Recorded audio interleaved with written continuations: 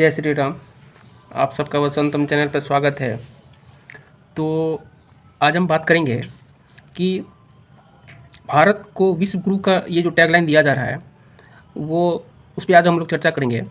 और 2026 में खासकर स्टार्टअप्स का क्या रोल रहेगा, बिजनेस की क्या अपॉर्चुनिटी रहेगी, कम बजट में आप, कम फंडिंग में आप बिज़नेस को कैसे ग्रो कर सकते हैं, और कौन ऐसा चीज़ है बिज़नेस पर्पज़ से जो कि हमें जिसमें कि ग्रोइंग को, यानी कि जो हमारा फास्टिंग ग्रोइंग इकोनॉमी भारत का जो रहा है, कहाँ पे हम लोग फंस सकते हैं। तो ये 2-3 ऐसे सवाल हैं जिस पर आज हम लोग चर्चा करेंगे। तो सबसे पहले बात करते हैं कि भारत को विश्व गुरु क्यों बोला जाता है, मतलब ये टैगलाइन जो दिया जा रहा है। सबसे पहली बात है कि हमारा अतीत का, यानी कि प्राचीन भारत को जब हम देखें तो उसमें ज्ञान की जो पराकाष्ठा थी, ज्ञान का जो सीमा था, वो एकदम चरमोत्कर्ष पे था, मतलब एकदम हाई लेवल पे था, पीक लेवल पर।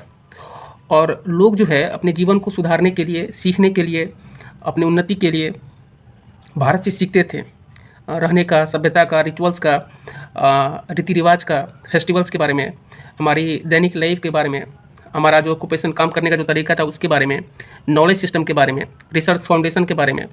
तो इन तमाम चीज़ों में भारत जो है एक ऐतिहासिक तौर पर हम देखें तो एक गौरवशाली रहा है, क्योंकि जब तक हमें एक ज्ञान दूसरे ज्ञान से ट्रांसफ़र नहीं होगा, लोग उस चीज़ को समझेंगे नहीं। और भारत जो है, ऐसा नहीं कि अभी नहीं, आदिकाल से ही ज्ञान परंपरा को आगे बढ़ाया है। और जिस तरह से हमारा देश कुछ काल खंडित, अगर हम 1000 साल पहले देखें, आक्रांताओं ने जिस तरह से आक्रमण किया, चीज़ों को ख़त्म की, हमारा विधि व्यवस्था को ख़त्म किया, मंदिर को तोड़ा गया, इकोनॉमिक सिस्टम को कोलैप्स किया गया, और वेस्टर्न जो हेजुमनी था खासकर भारत से बाहर का, उस पर थोपा गया और खंडित करने का प्रयास किया गया। तो उस एरिया में क्या होता है कि जब एक लंबा कार्यकाल होता है, उसमें भारत की ये स्थिति जो है ख़त्म होती चली गई। तो जब भी आप राष्ट्रवादी किसी नेता को या सरकार को देखेंगे किसी स्टेट में या किसी भी देश में, तो वो देश अपनी जो पुनरुत्थान का चीज़ होता है सबसे पहले उसको प्रमोट करेगा, तभी आपका देश बचेगा। तो इस रूप से भारत जो है, जो हमारा आदिकाल से जो ये परंपरा रही है वसुधैव कुटुंबकम का, कि हम पूरा विश्व को एक परिवार मानते हैं और हमारे पास जो कुछ भी है वो मानवता के लिए होना चाहिए।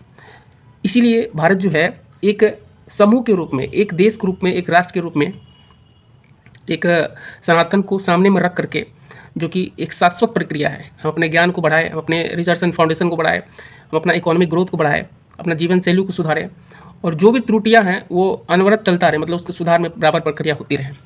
तो इस बीच जो है सनातन अर्थशास्त्र में जब हम देखते हैं कि हमारा जो इकोसिस्टम था बिजनेस का अपॉर्चुनिटी, वो फैमिली बेस्ड था।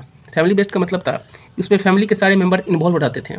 इससे फ़ायदा ये होता था कि उसे काम ढूंढने का कोई अलग अल्टरनेटिव ऑप्शन, ज़्यादा मेहनत नहीं करनी पड़ती थी, उसे उस बिज़नेस पर्पज़ से ही मिल जाता था। हाँ, अब उस बिज़नेस को कैसे आगे कर बढ़ाना है, उसको आपकी योग्यता, जो पात्रता जिसको हम लोग कहते हैं कि आपको साबित करनी है, वो एक समय के बाद आपको साबित करनी होती थी।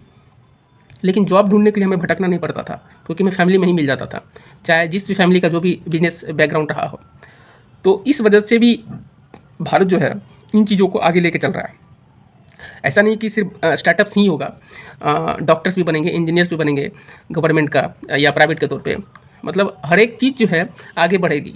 लेकिन समझने वाली बात यह है कि इकोनॉमिक ग्रोथ जो होता है वो इसका सिंपल फंडा होता है कि जब आप इन्वेस्ट करते हैं वहाँ से आपको रिटर्न मिलेगा, और वही रिटर्न जो है सरकार या जो भी राष्ट्रवादी सरकार होती है वो भारत के ग्रोइंग इकोनॉमी में लगाता है, इन्वेस्ट करता है और उसको ही आगे बढ़ाता है।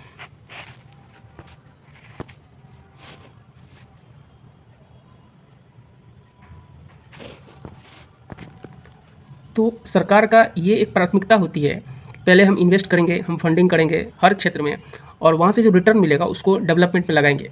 यानी उसका जो है अल्टीमेट आउटकम जो सोसाइटी को ही जाता है, भारत के लोगों को ही जाता है। तो ये जो प्रक्रिया होती है ये एक बड़ा ही पॉजिटिव होता है किसी भी देश के लिए, किसी भी राष्ट्र के लिए, किसी भी राष्ट्रवादी सरकार करने की, और यही प्रक्रिया जो है आपको आगे ले जाएगी। तो भारत का जो इकोसिस्टम है, खासकर स्टार्टअप बिजनेस के मामले में, ये जो अगर इस रूल को अगर माने तो ये पॉजिटिव होता है। अब इंडिविजुअल तौर पर हम देखेंगे लोगों की, तो वो इच्छा अलग अलग होती है कि किस फील्ड में किसको काम करना होता है। आपको अपॉर्चुनिटी ढूंढनी पड़ती है, उसमें मेहनत करना पड़ता है, तब जाके वो चीज़ें बनती हैं और बिगड़ती है। और जो इस इतिहास भारत का रहा है बिजनेस बैकग्राउंड से, वो आप जानते हैं कि एक टैगलाइन ये भी था कि सोने की चिड़िया। सोने की चिड़िया भी ये था कि भारत में जितने सारे व्यापार होते थे, खासकर टेक्सटाइल का, मसाले का, जितने भी सारे हमारे उद्गम स्रोत थे, मतलब यहाँ से जितने भी उत्पादन होते थे, वो भारत देश के लिए एक तरह का एग्जाम्पल था।